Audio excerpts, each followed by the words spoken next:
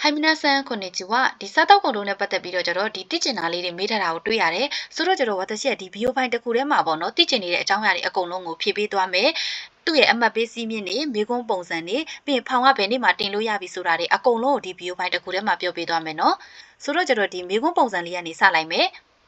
သူ့ရဲ့ဒီမေကွန်းပုံစံလေးကကြတော့ဂါကာရှိကန်ဆိုတဲ့အပိုင်းလေးရဲ့ပြီးဆိုလို့ရှိရင်ဂျီဆူကီရှိကန်ဆိုတဲ့အပိုင်းလေးရဲ့နှစ်ပိုင်းမိတယ်ပေါ့နော်ဒီနှစ်ပိုင်းဆိုလို့လေခိုင်းကော့လိုမျိုးသူကနှစ်ပိုင်းဖြေရတာကိုပြောချင်တာမဟုတ်ဘူးနော်သူ့ရဲ့ဒီမေကွန်းမေးတဲ့ပုံစံလေးကကြတော့ဒီသူကတစ်ပိုင်းပဲဖြေရမှာအဲ့တစ်ပိုင်းထဲမှာမှသူကပုံစံလေးနှစ်ခုခွဲမိထားတယ်ဆိုတာကိုပြောချင်တာဆိုတော့ကြတော့ဒီဂါကာရှိကန်မှာဘလို့မေကွန်းပုံစံလဲဆိုလို့ရှိရင်သူကဒီချီစကီကိုတော့ဝရဲလို့မောနိုင်ဆိုပြီးတော့ပြောထားတယ်ဒီဘဟုတုဒဆိုင်ရာမေကွန်းပေါ့နော်ဒီစောက်ထဲမှာလေ့လာခဲ့ရတဲ့အကြောင်းအရာတွေကိုပြန်ပြီးတော့မေးထားတဲ့မေကွန်းတွေသူကဘယ်နှပုတ်လဲဆိုလို့ရှိရင်အပုတ်30အပုတ်30ကိုသူကဒီအမှတ်100ပေးတယ်ပေါ့နော်ဆိုတော့ကျတော့ဒီတပုတ်ကိုပြည့်မြတ်အားဖြင့်ဆိုလို့ရှိရင်သူက3.3ကျော်ကျော်လောက်တော့ရှိမယ်ပေါ့နော်နောက်တစ်ခုကကျတော့ဒီဂျီဆူကီရှိကန်ပေါ့နော်သူ့ရဲ့အဓိပ္ပာယ်ကတော့ဒီလက်တွေ့စာမွေးပွဲပေါ့အဲ့ဒီမှာဘလို့မေခွန်းပုံစံလေးတွေမေးလဲဆိုလို့ရှိရင်ဒီ eros တို့ဒီပုံနဲ့ပတ်သက်တဲ့ဟာလေးတွေပါမယ်ပုံပြပြီးတော့စာရွေးရတာပါမယ်စာပြပြီးတော့ပုံရွေးရတဲ့ဟာလေးတွေပါမယ်ဒီမှာ handan scan ဆိုပြီးတော့ပြောထားတယ်သူကကြတော့ဒီ rodo answer ပါပေါ့နော်ဒီလိုအခြေအနေဖြစ်သွားတယ်ဒီဘလို့မျိုးဖြည့်ရှင်းမလဲဆိုတဲ့ဒီကိုယ့်ရဲ့ဆုံးဖြတ်ချက်ပေါ့နော်အဲ့လိုမေခွန်းလေးတွေပါမယ်အဲ့ဒါနဲ့ပတ်သက်တာကကြတော့ဒီမှာရှစ်ပုတ်ဆိုပြီးတော့ပြောပေးထားတယ်နောက်တစ်ခုကကြတော့ဒီခန်းတန်းနာခေဆန်းပေါ့လွယ်ကူတဲ့ဒီအတွက်ပုတ်စာလေးတွေပါမယ်သူကကျတော့ဘယ်နှပုတ်ပါမလဲဆိုလို့ရှိရင် तू က2ပုတ်ဆိုတော့ကျတော့ဒီ10ပုတ်နဲ့2ပုတ်နဲ့ဆိုတော့ကျတော့10ပုတ်တကယ်မေကုန်းမှာဆိုလို့ရှိရင်ဒီအတွက်ပုတ်စာကကျတော့များသောအားဖြင့်ဆိုလို့ရှိရင်2ပုတ်ပါတယ်အနည်းဆုံးဆိုလို့ရှိရင်1ပုတ်ပါတယ်မေကုန်းတွေလည်းရှိတယ်ပေါ့နော်ဆိုတော့ကျတော့ तू က10ပုတ်10ပုတ်မှာဆိုလို့ရှိရင် तू ကဘယ်နှမှန်ပေးထားလဲဆိုတော့ကျတော့ तू အမှတ်50ပေးထားတယ်ဆိုတော့ तू ကတစ်ပုတ်ကိုပြည့်မြတ်အားဖြင့်ဆိုလို့ရှိရင်5မှတ်ပေါ့နော်ဒီနှစ်ပိုင်းပေါင်းလိုက်မယ်ဆိုလို့ရှိရင်အမှတ်အားဖြင့်ဆိုလို့ရှိရင်150ဒီ150ထဲမှာမှ तू ကဒီ65ရာခိုင်နှုန်းရရင်အောင်တယ်လို့ပြောထားတယ်ဆိုတော့အမှတ်အားဖြင့်ပြန်မြတွက်လိုက်မယ်ဆိုလို့ရှိရင်ဒီ65ရာခိုင်နှုန်းဆိုတော့ကျတော့ဒီ60ခွန်ဒသမကျော်ကျော်ပေါ့ဆိုတော့ကျတော့68မှတ်ပေါ့နော်ဒီ68မှတ်ဆိုလို့ရှိရင် तू ကအောင်မှတ်ရပြီပေါ့နော်ဖြည့်ဆိုချိန်အားဖြင့်ဆိုလို့ရှိရင်မိနစ်က80ဖြည့်ရမယ့်အပုတ်ရေကကျတော့အပုတ်40ပေါ့နော်ဆိုတော့ကျတော့ဒီ1မိနစ်ကိုဒီတပုတ်ဖြည့်မယ်ဆိုရင်တောင်မှဒီမိနစ်40အတွင်းမှာသူကပြီးသွားမှာဆိုတော့မိနစ်30ကျန်မယ်မိနစ်30ကို double check ကောင်းကောင်းလုပ်လို့ရတယ်ပေါ့နော်တေချာပြန်ပြီးတော့စစ်လို့ရတယ်အချိန်မလောက်မှနေဒီစိတ်ပူနေတဲ့သူတွေအတွက်ဆိုလို့ရှိရင်လည်းစိတ်ပူစရာမလိုဘူးပေါ့နော်ဒီအချိန်ကလည်းလုံလုံလောက်လောက်ပေးထားတာဖြစ်တဲ့အတွက်ကြောင့်မို့လို့ဒီဖောင်ကြီးကဘယ်လောက်လဲဆိုပြီးမေးထားတာရှိတယ်။ तू က$35ပေါ့နော်။မြန်မာငွေအားဖြင့်ဆိုလို့ရှိရင် तू က3သိန်းခွဲဝန်းကျင်ရှိတယ်။ဒါပေမဲ့ဒေါ်လာအတက်ကြပုံမူတည်ပြီးတော့ဈေးလေးကတော့အနည်းငယ်ကွာလိမ့်မယ်နော်။မြန်မာငွေအားဖြင့်ဆိုလို့ရှိရင်ဘာနဲ့ဖြေရလဲဆိုတော့ तू ကကွန်ပျူတာနဲ့ဖြေရတယ်။ဒီကွန်ပျူတာမသုံးတတ်ဘူးပေါ့နော်။တင်ထားဖို့လိုအပ်လားဆိုတော့မလိုအပ်ပါဘူးနော်။ဘာဖြစ်လို့လဲဆိုလို့ရှိရင်အဖြေမှန်လေးကိုဒီကလစ်လေးထောက်ပြီးတော့ရွေးရုံပဲ။ကိုကမလုပ်တတ်ဘူးဆိုလို့ရှိရင်လည်းဒီစာပေဌာနမှာဆိုလို့ရှိရင်ပြောပြရတယ်ပေါ့နော်။ကိုမသိဘူးဆိုလို့ရှိရင်လည်းမေးလို့ရတယ်။စိတ်ပူစရာမလိုလုံးဝစိတ်ပူစရာမလိုတဲ့အရာပေါ့နော်။အဲ့ဒါကကြတော့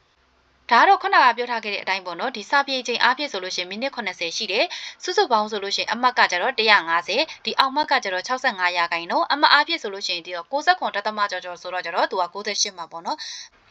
်ဒီစာမွေးပြတဲ့အခါမှာဆိုလို့ရှိရင်ခန်းကြီးတွေစိတ်ပူနေတဲ့သူလေးရှိတယ်ဒီလုံးဝစိတ်ပူစရာမလိုပါဘူးပေါ့နော်ဘာဖြစ်လို့လဲဆိုလို့ရှိရင် तू ကဒီခန်းကြီးရဲ့ဘေးမှာဖူရီကနာလေးပေးထားတာဖြစ်တဲ့အတွက်ကြောင့်မို့လို့ကိုကဒီစာလေးလာတဲ့အခါမှာဆိုလို့ရှိရင်လည်းဒီအတိတ်ပဲပေါ့နော်မြန်မာလိုအတိတ်ပဲနဲ့ဒီခိုးတိုးပါလေးကိုရအောင်ချက်ထားမယ်ဆိုလို့ရှိရင်အဆင်ပြေပါတယ်နော်ခန်းကြီးတွေကလုံးဝစိတ်ပူစရာမလိုပါဘူးနော်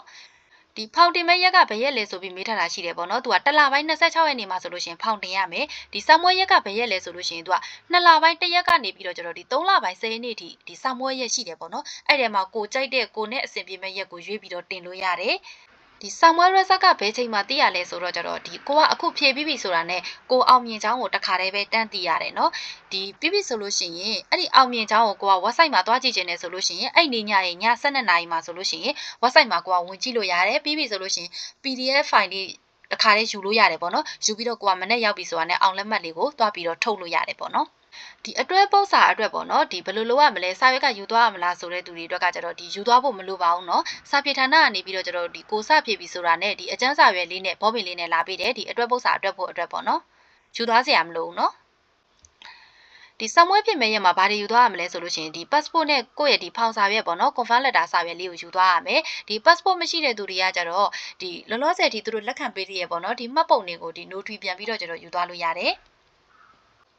နောက်ဆုံးတစ်ခုကကျတော့ဒီစာအုပ်ပိုင်းပေါ့နော်စာအုပ်ပိုင်းနဲ့ပတ်သက်တာကကျတော့ဒီစာအုပ်ကိုအခုမှကိုကစလေးလာမှာအခုမှကိုစပြီးတော့ဝယ်မဲ့သူကမဝယ်ရသေးဘူးစာအုပ်ကလုံးဝမဝယ်ရသေးဘူးအခုမှစဝယ်မဲ့သူကကျတော့ဒီ2024 12လပိုင်းကိုဝယ်လို့ပြောတာအကယ်၍ကို့မှာကဒီ2လပိုင်းသို့မဟုတ်4လပိုင်း6လပိုင်းစာအုပ်ကရှိနေတယ်ဆိုလို့ရှိရင်ဒီ2024 12လပိုင်းစာအုပ်ကိုဝယ်စရာမလိုပါဘူးเนาะဘာဖြစ်လို့လဲဆိုလို့ရှိရင်တိတ်မကွာတာဖြစ်တဲ့အတွက်ကြောင့်မလို့ကိုကဝယ်ခြင်းနေဆိုလို့ရှိရင်လည်းဝယ်လို့ရတာပေါ့နော်တိတ်ပြီးတော့ဈေးလည်းမရှိတဲ့အတွက်ကြောင့်မလို့ကိုကဒီနောက်ဆုံးထွက်တဲ့စာအုပ်လေးလည်းကိုကဝယ်ခြင်းနေဆိုလို့ရှိရင်ဝယ်လို့ရတယ်ဒီသူ့ရဲ့ကွာခြားချက်လေးကိုလည်းဝတ်တရှိဗီဒီယိုဖိုင်လေးလုပ်ပြီးတော့တင်ပေးထားတယ်တချို့နေရာလေးတွေကကျတော့ကိုပြင်လိုက်လို့ရတယ်ပေါ့နော်ဒီဘယ်လိုပြောမလဲသူကတဲ့ဒီကန်ဆိုင်လေးရောပေါ့နော်ဟီယိုချီကီမှုနေရာလေးတွေဆိုလို့ရှိရင်လည်းကိုကသွားပြီးတော့ပြင်လိုက်လို့ရတာဖြစ်တဲ့အတွက်ကြောင့်မို့လို့ကိုမှဝယ်ပြီးသားရှိတယ်ဆိုလို့ရှိရင်မဝယ်လဲရတယ်ကိုစိတ်ကဝယ်ခြင်းနေဆိုလို့ရှိရင်လည်းဝယ်လဲရတယ်အခုမှဝယ်မဲ့သူကကျတော့ဒီ2024 12လပိုင်းဝယ်ပါနော်ဒီတချို့နေဘက်ကကျတော့ပေါ့နော်ဒီ2လပိုင်း4လပိုင်း6လပိုင်းပဲရှိတယ်ဒီ12လပိုင်းကလုံးဝဝယ်လို့မရသေးဘူးမရောက်သေးဘူးဆိုတဲ့သူကကျတော့လေစိတ်ပူစရာမလိုပါဘူးเนาะဒီ2လပိုင်း4လပိုင်း6လပိုင်းကိုကင်ပြီးတော့ကျတော့လေးလာလဲရပါတယ်เนาะဒီစာအုပ်ကိုလေ့လာပြီးတော့ကိုကပြီးသွားပြီဆိုတဲ့ခါကျတော့မှဒီမေကွန်လေ့ကျင့်ခြင်းနေဆိုလို့ရှိရင် YouTube ဒီမှာလေ့လာလဲရတယ်အဲ့လိုမှမဟုတ်ဘူးဆိုလို့ရှိရင်ဒီဆရာမတွေထုတ်ပေးထားတဲ့ဒီမေကွန်စာအုပ်လေးတွေလည်းရှိတယ်အဲ့ဒါလေးတွေကိုဝယ်ပြီးတော့လေ့ကျင့်လဲရတယ်ဒါပဲလိုအပ်တာပါเนาะနောက်တစ်ခုကကျတော့လေဒီအရှိမဗီဒီယိုဖိုင်လေးတစ်ခုတင်ပေးထားတယ်ဒီစားတောက်ကုန်တုံးနဲ့ပတ်သက်ပြီးတော့ပေါ့နော်ဒီ20 plan ဆိုပြီးတော့ကျတော့ပညာဒါနာလေးအကြောင်းပေါ့နော်ဒီ comment တွေမှာတော့တွေ့တယ်ဒီလေးလာခြင်းပါတယ်ဆိုပြီးတော့ကျတော့အထက်နိုင်ဆုံးတော့ဒီ reply လေးပြန်ပေးထားတယ်ပေါ့နော်အကယ်ကြံနေခဲ့တယ်ရှိတယ်ဆိုလို့ရှိရင်ဝတရှိရဲ့ဒီ TikTok message box ကိုလာပြီးတော့ကျတော့ဒီပညာဒါနာ20 plan ဆိုပြီးတော့ကျတော့လာပို့ပေးပေါ့နော်ဝတရှိက link လေးပြန်ချပေးမယ်ဒီ comment မှာ link ချပေးလိုက်တယ်ဆိုလို့ရှိရင်အောက်ကိုရောက်သွားပြီးတော့လေဖုန်းတော်တာဖြစ်တဲ့အတွက်ကြောင့်မလို့အကယ်၍ဝတရှိဘက်ကဒီ reply ပြန်ပေးဖို့ကြံနေတဲ့သူတွေဆိုလို့ရှိရင်ဒီဝတရှိရဲ့ဒီ TikTok message box မှာတစ်ချက်လာပြောပေးပေါ့နော် link လေးပြန်ချပေးပါမယ်